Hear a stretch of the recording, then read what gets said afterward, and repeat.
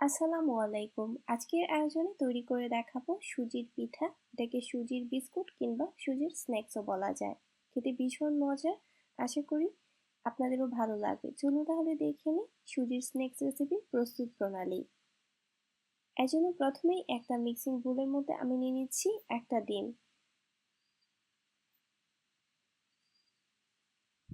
তারপর এর মধ্যে আমি দিয়ে দিব স্বাদ মতো চিনি। এখানে আমি হাফ কাপ পরিমাণ চিনি নিয়েছি। আপনারা কতটুকু মিষ্টি খেতে পছন্দ করেন সেটা বুঝে চিনির পরিমাণটা বাড়িয়ে কমিয়ে নিতে পারেন। এখন দিয়ে দিচ্ছি স্বাদ মতো লবণ। একটা কাঁটা চামচের সাহায্যে বিট করতে থাকবো যতক্ষণ পর্যন্ত না চিনিটা গলে যায় এর আগ পর্যন্ত। বাসায় হঠাৎ মেহমান আসলে আপনারা খুবই ঝটপট এই নাস্তাটা তৈরি করে দিতে পারেন, সবাই অনেক পছন্দ করবে। চিনিটা মেশানো হয়ে গেছে, এখন দিয়ে দিচ্ছি 1/3 কাপ পরিমাণ গুঁড়া দুধ। গুঁড়া দুধটা দিলে স্বাদটা অনেক বেড়ে যায়। এখানে নিয়েছি আমি 1 কাপ আর 1/4 কাপ পরিমাণ সুজি। প্রথমে আমি 1 কাপ সুজি দিয়ে দিচ্ছি, তারপর ভালোভাবে মিশিয়ে নেব।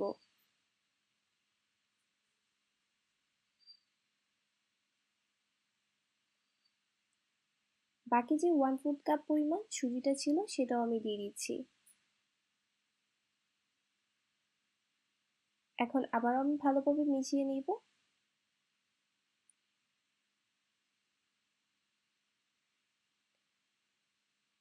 সুজির এই ডোটা হালকা একটু শক্ত হবে, আর এই শক্ত ডোটা দিয়ে পারফেক্ট নাস্তা হবে। মিশানো হয়ে গেছে, এখন ঢাকনা দিয়ে 10 মিনিটের জন্য একটা সাইডে রেখে দিব। ফিরে আসছি 10 মিনিট পর। ফিরে এলাম ঠিক 10 মিনিট পর। 10 মিনিটে সুজিটা ফুলে গেছে।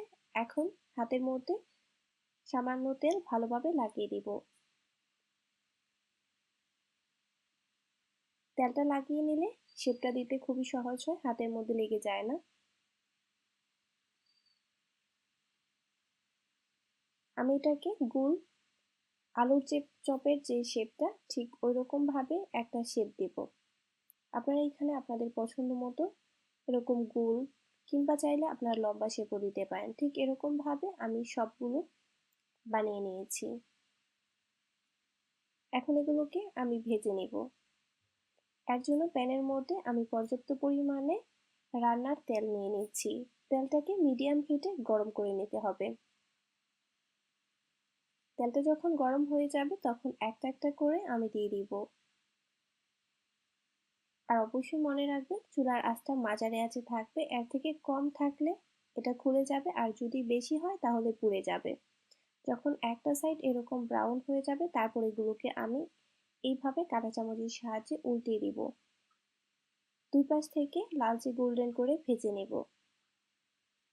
লক্ষ্য করুন দুই পাশ থেকেই সুন্দরভাবে ভাজা হয়ে গেছে।